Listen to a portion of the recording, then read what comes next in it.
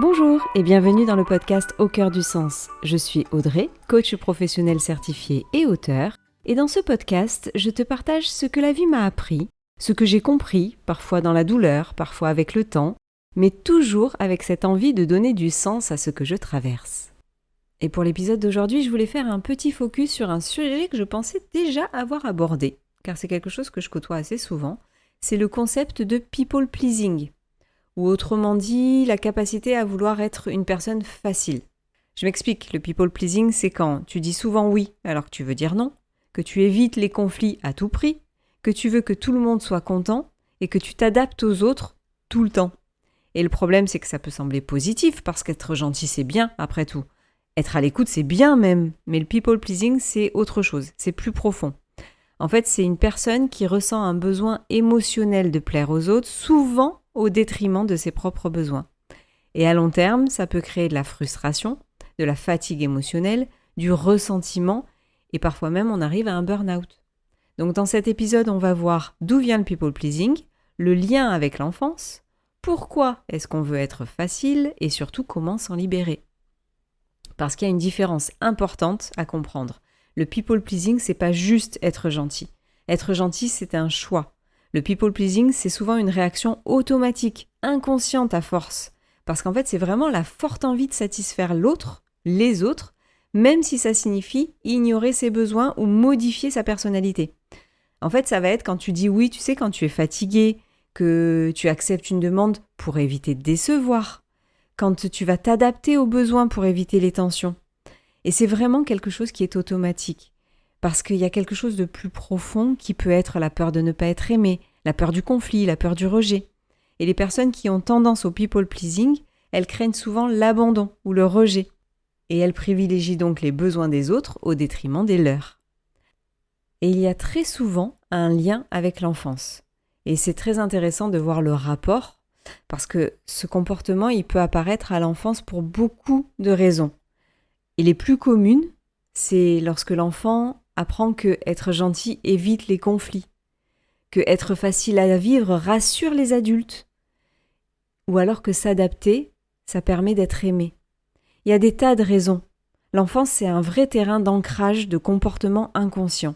Il peut y avoir une surcompensation d'un frère ou d'une sœur qui est trop agité, donc en fait l'enfance décide que moi je vais être le calme de la famille. Et il apprend à se taire pour pas faire de vagues. Il y a aussi lorsque les parents sont dépressifs. Les enfants apprennent à être gentils pour éviter une pression supplémentaire à son parent. Donc c'est très intéressant et flippant parce qu'en fait l'enfance c'est vraiment une période charnière où il se passe beaucoup de choses. Mais l'enfant, malheureusement, il comprend que l'amour peut être conditionnel. Et c'est là où c'est terrible. Parce qu'en fait, tu l'entendras souvent dans les familles, tu verras des phrases comme « Ah, lui c'est le bon élève ». Tu vois, il y a des choses qui s'ancrent comme ça. C'est le gentil de la famille. Ou c'est l'enfant, c'est le plus calme, c'est celui qui pose pas de problème. Ou c'est celui qui arrive à apaiser les tensions. Alors, pas dit comme ça pour un enfant, mais en fait, ces comportements qui, pour l'enfant, sont utiles, parce qu'il sait que c'est pour une bonne raison, c'est pour ses parents, ça devient limitant quand on est adulte et qu'on a été un enfant comme ça. Alors, c'est pas une vérité, comme je te le dis tout le temps. Il y a beaucoup de choses qui expliquent le people pleasing, mais vraiment, l'enfance, quand un enfant ancre un people pleasing dans son enfance, franchement, ça parle souvent de l'enfant intérieur, tu vois, et on en parle souvent en développement personnel.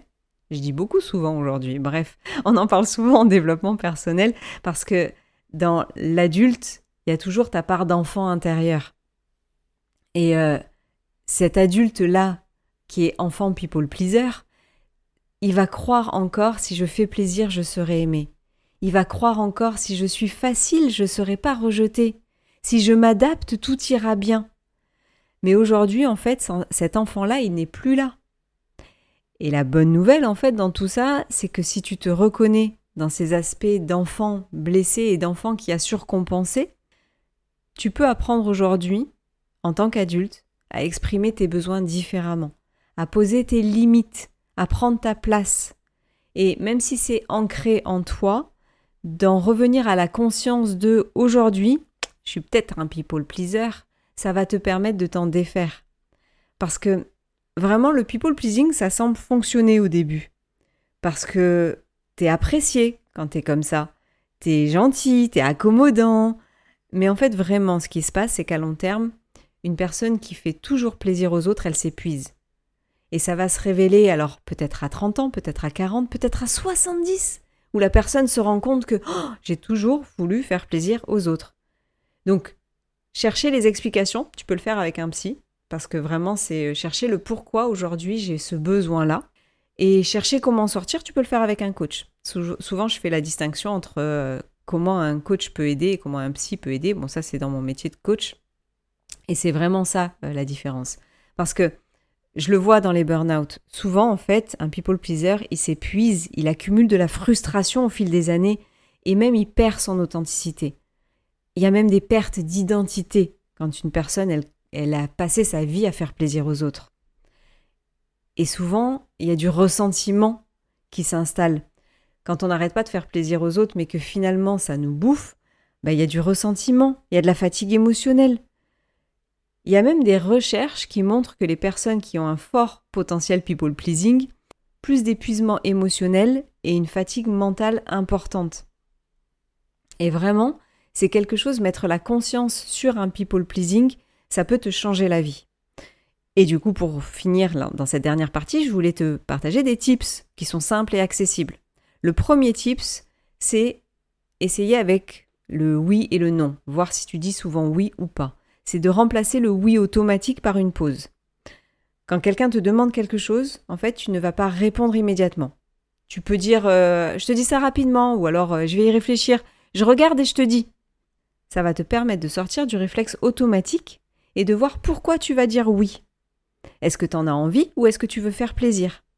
Et attention, je cherche pas à te dire de tomber dans l'opposé et de dire non à tout, et à devenir la personne qui ne fait jamais plaisir. Il faut toujours un équilibre, parce que c'est ok d'aimer faire plaisir aux gens, mais il faut pas que ça dépasse ta limite.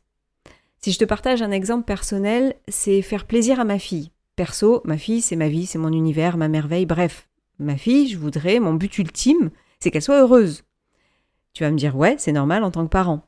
Mais attention, parce qu'à vouloir trop lui faire plaisir, il m'est arrivé de m'approcher de mes limites, et même parfois de les dépasser. Alors l'avantage, c'est qu'avec tout ce que je te bassine dans mes podcasts, je les applique au quotidien. Et comme je dis souvent, c'est pas que les choses ne m'arrivent pas, c'est qu'elles m'arrivent moins souvent et que surtout que ça dure moins longtemps. Donc j'ai récemment vu que quand j'allais la chercher le lundi par exemple, je la dépose au lycée, je vais la chercher à midi, je la ramène à 14h et je vais la chercher à 16h. Sauf que, en fait, maman Uber, j'arrêtais pas. Et le truc, c'est que en n'arrêtant pas de lui dire OK, ça me crée une espèce de petite frustration. Et en fin de journée, j'étais moins agréable avec elle. Parce qu'entre guillemets, je lui faisais payer le fait d'avoir été à sa disposition toute la journée. Sauf que concrètement, elle m'avait rien demandé. C'était juste pour lui faire plaisir. Donc aujourd'hui, j'ai mis mes limites. Alors, je peux aller la chercher 4 fois par jour, mais je suis OK avec. Ou je peux aller la chercher 2 fois parce qu'il y a des jours où je suis plus fatiguée. Donc en fait, le principe, c'est pas d'arrêter de faire plaisir, c'est juste d'avoir conscience pour que ça n'ait pas de répercussions à court terme ou à long terme. Donc, demande-toi, est-ce que je dis oui par envie ou par peur de perdre quelque chose, de perdre son amour, de perdre son respect, de perdre... Voilà, juste fais le point. Ça, c'est le tips numéro 1. Parce que juste prendre conscience, ça change beaucoup de choses. Et ça ne changera pas forcément la réponse. Mais c'est plus apporter de la conscience à un comportement qui était jusque-là automatique. Et du coup, après, tu peux t'entraîner à dire non sur des petites choses. Tu peux commencer à refuser un petit rendez-vous, à refuser d'aller amener ta fille, à refuser d'exprimer une préférence. Et si dire non d'ailleurs c'est difficile pour toi, je t'invite à écouter l'épisode 85 dans lequel je te parle justement de comment apprendre à dire non. Parce que dire non, c'est plus une compétence qui s'apprend parfois. L'autre tip que j'ai envie de te donner, c'est de t'écouter davantage.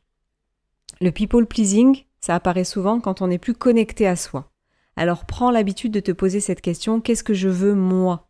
Et si tu veux approfondir ce sujet, je t'invite aussi à écouter l'épisode 108 qui est s'écouter soi-même. Parce que plus tu t'écoutes, moins tu as besoin de t'adapter aux autres.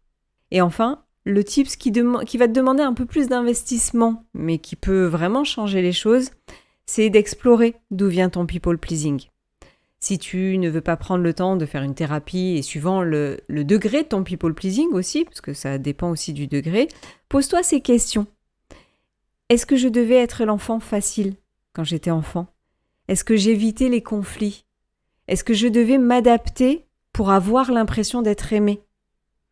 Parce que comprendre l'origine, ça peut aussi changer profondément la dynamique.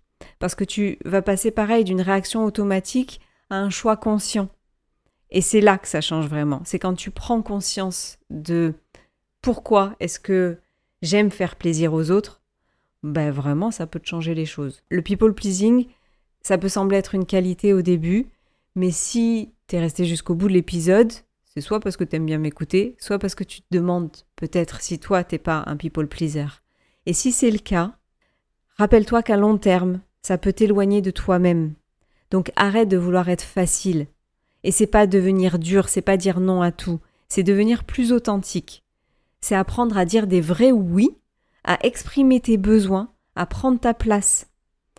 Et vraiment, si le sujet te parle, tu peux venir me voir, tu peux me mettre en commentaire d'ailleurs, et tu peux commencer en fait surtout à observer, à ralentir et à t'écouter. C'est vraiment essentiel aujourd'hui, si tu veux changer ta vie, de te rappeler ce que toi tu veux, de retrouver ton authenticité pour après être plus authentique avec les autres. Parce que, crois-moi, si je reprends mon exemple perso avec ma fille, aujourd'hui, elle sait, il y a des jours où je vais pas aller la chercher et c'est ok. Et comme on a communiqué sur le sujet, elle l'accepte. Et les non, elle les prend pas mal. Et puis, j'ai pas perdu son amour, même quand je vais pas la chercher du tout.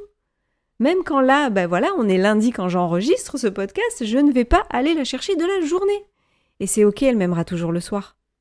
Donc rassure-toi, le people pleaser, c'est pas celui qui est le plus aimé. Parce qu'en fait, c'est pas toi qu'on aime, c'est la version que tu as faite de toi. Donc voilà pour cet épisode, n'hésite pas à me commenter, n'hésite pas à partager aussi cet épisode si tu connais quelqu'un où tu dis « Ah tiens, j'ai pensé à lui, j'ai pensé à elle ». Parce que plus tu fais vivre mon podcast et plus ça me permet en fait de toucher des gens et d'aider des gens. Donc c'est un peu le but de ce podcast. Donc voilà, je te souhaite une bonne journée ou une bonne soirée et te dis à la semaine prochaine pour un nouvel épisode.